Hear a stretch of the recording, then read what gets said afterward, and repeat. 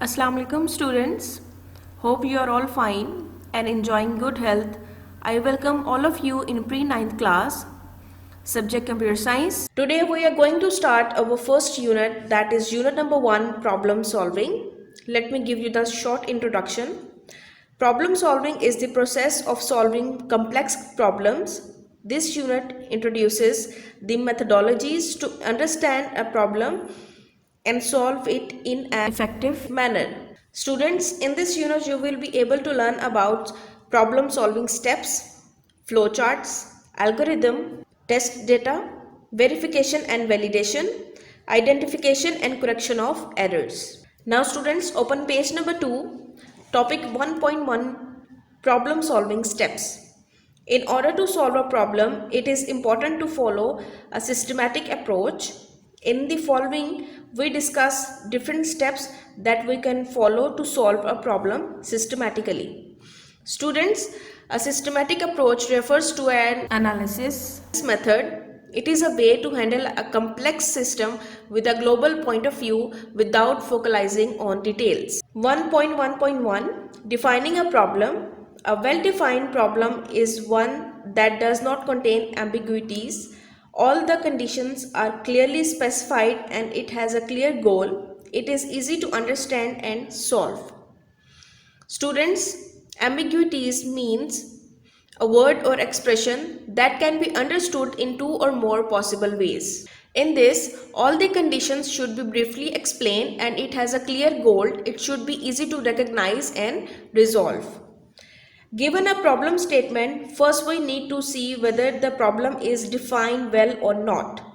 If the problem is not defined well, that we can use one of the following strategies to define the problem. First, we will see that we have a problem statement and either is the problem statement defined well or not, and if the problem is not well defined, so we have some strategies to define the problem. Now the first strategy is gain background knowledge. We try to know the situation and circumstances in which the problem is happening. In this way, we can identify the given state. It also helps to know what a good solution will look like, how we shall be able to measure the solution. Students, in the first one, we try to know the conditions and facts in which the problem is happening. By this method, we can detect the given condition. And it's also help to know what is the best possible result will look like and how could we able to find the best solution. Second one is use guesses. We try to guess the unknown information through appropriate guesses. These guesses may be based upon our past experiences.